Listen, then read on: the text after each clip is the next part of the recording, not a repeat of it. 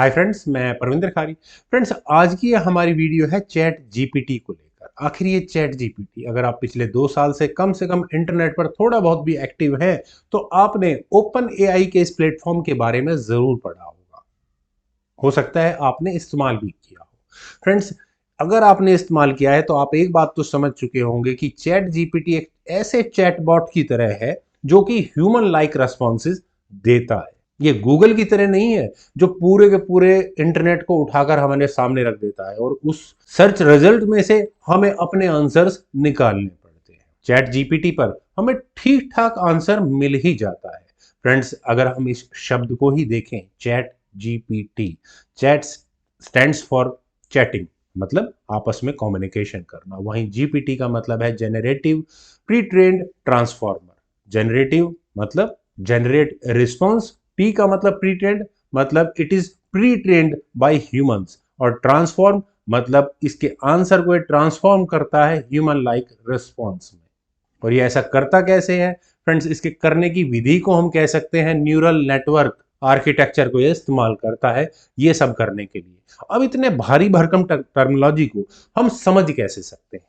तो आज की इस वीडियो में इसी सब चीज को हम आसान भाषा में समझने की कोशिश करेंगे। फ्रेंड्स, चैट जीपीटी के बारे में हम सभी जानते हैं और ये लगभग वो सब काम कर सकता है जो गूगल बिल्कुल नहीं कर सकता।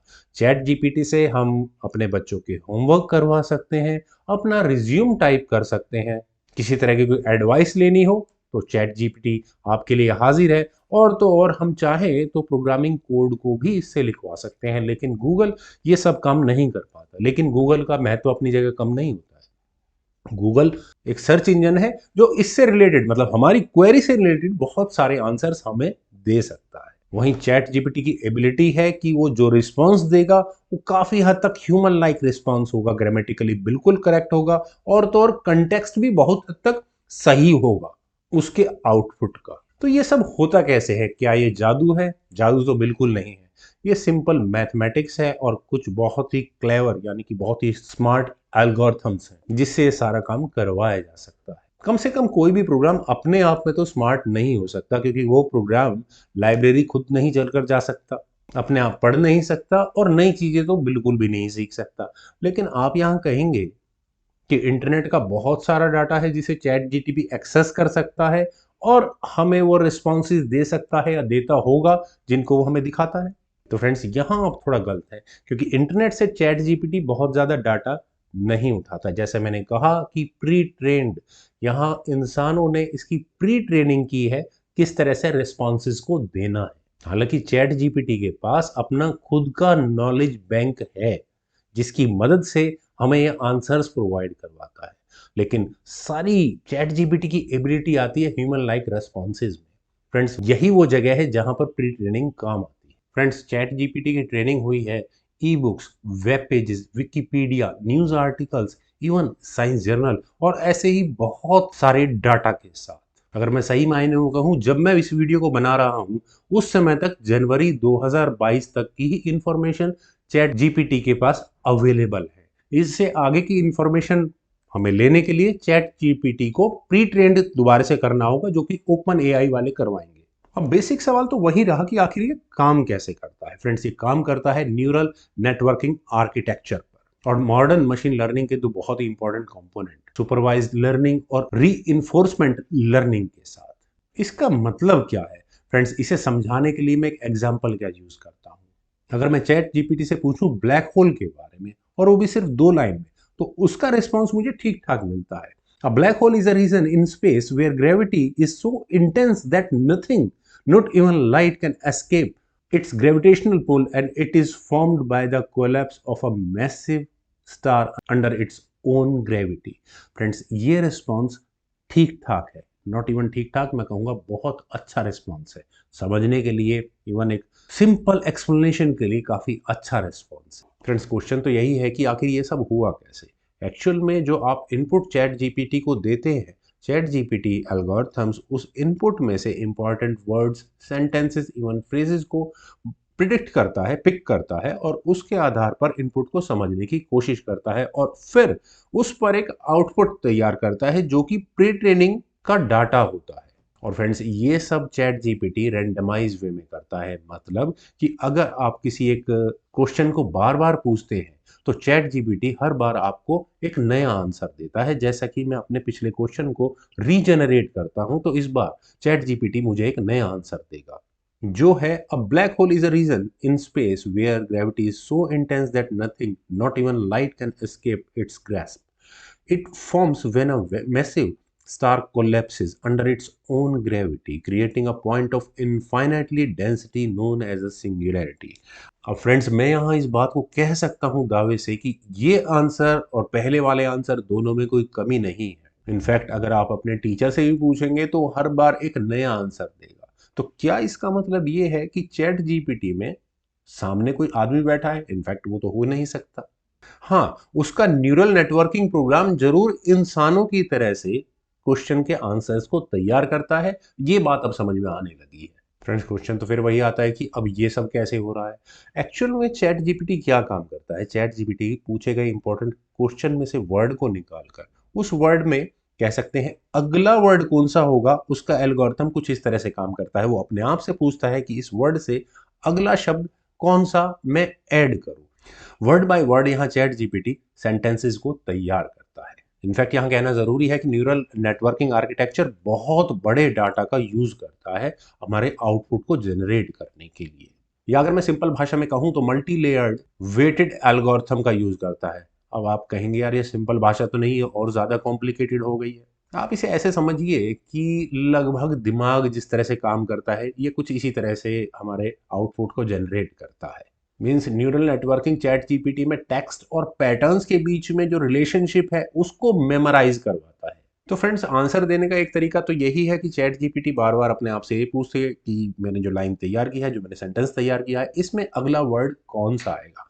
और ये एल्गोरिथम सिर्फ वर्ड्स के लेवल पर ही काम नहीं करता, इनफैक्ट सेंटेंसेस और पैराग्राफ के लेवल पर भी बहुत अच्छा वर्क करता है। मतलब न केवल वर्ड टू वर्ड ये पूरे कॉन्टेक्स्ट को याद रखता है, बल्कि सेंटेंसेस के लेवल पर भी पिछले सेंटेंस का नेक्स्ट सेंटेंस से क्या कॉन्टेक्स्ट है, क्या रिलेशनशिप है, उसे भी मेमोराइज करके रखता है। और ठीक इसी तरह से पैराग्राफ के लेवल पर भी यही रिलेशनशिप आगे चलता रहता है।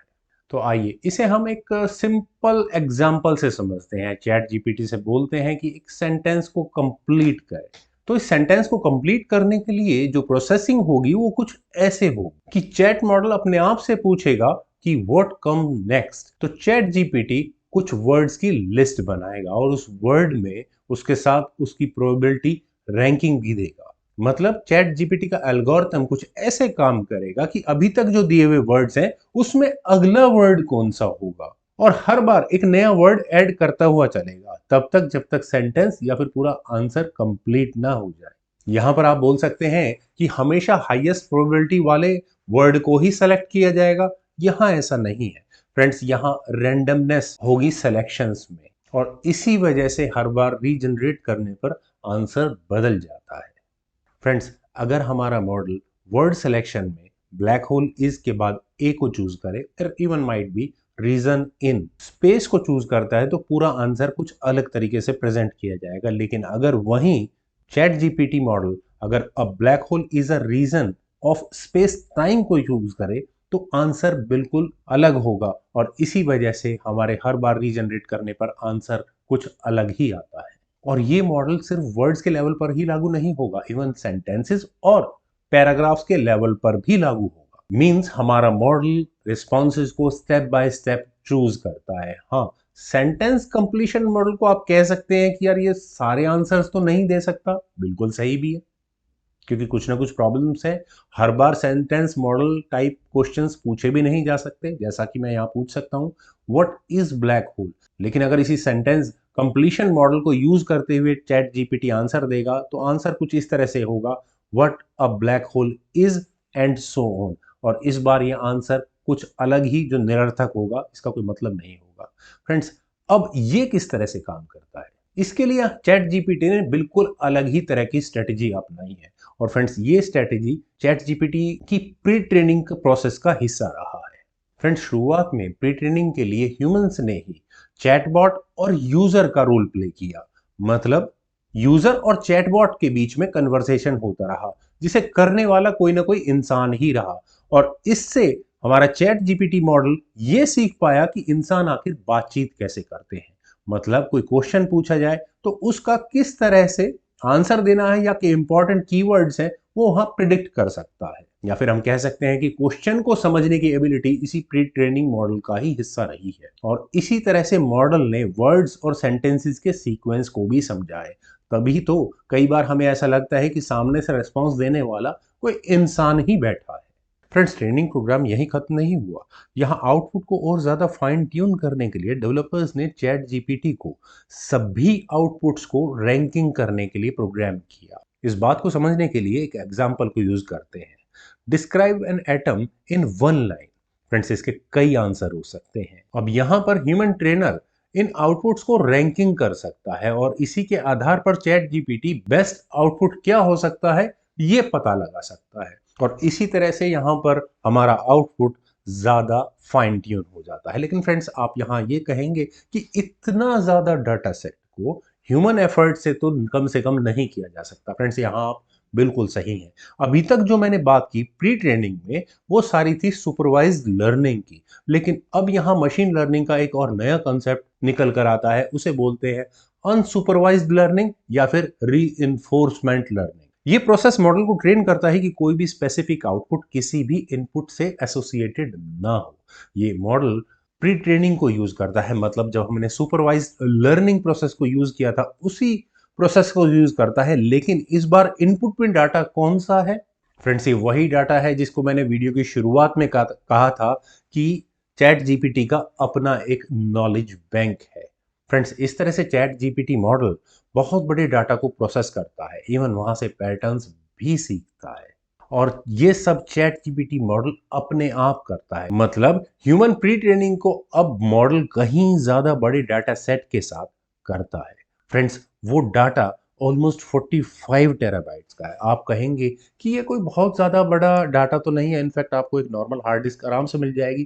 फ्रेंड्स, अगर हम इमेजेस की बात करें तो वाकई में ये स्पेस बहुत कम है, लेकिन 45 टेराबाइट्स कि अगर हम सिर्फ टेक्स्ट की बात करें तो ये बहुत बड़ा डाटा है। शायद बहुत बड़ी लाइब्रेरी का हिस्सा हम उसे कह सकते हैं। फ्रेंड्स, चैट जीपीटी का ये मॉडल जीपीटी 3.5 पर बेस्ड है। और अगर मैं ओपन एआई के भविष्य के प्रोग्राम्स की बात करूं तो चैट जीपीटी के बाद आने वाला है चैट जीपीटी 4, जो और कहीं ज्यादा बड़े डेटाबेस के साथ होगा और इस मॉडल से कहीं ज्यादा फाइन ट्यून आउटपुट के साथ आएगा। मतलब आने वाला समय इंटरनेट के लिए बहुत ही एक्साइटिंग रहने वाला है। तो फ्रेंड्स, मेरी ये बड़ी सी प्रेजेंटेशन मुझे उम्मीद है आप सभी लोगों को भी जरूर पसंद आई होगी। तो आप लोग इस वीडियो को शेयर, वीडियो को लाइक तो करेंगे ही करेंगे, और चैनल को अगर सब्सक्राइब नहीं किया है तो आप प्लीज वो भी करेंगे। And as usual, thank you for watching and bye for now.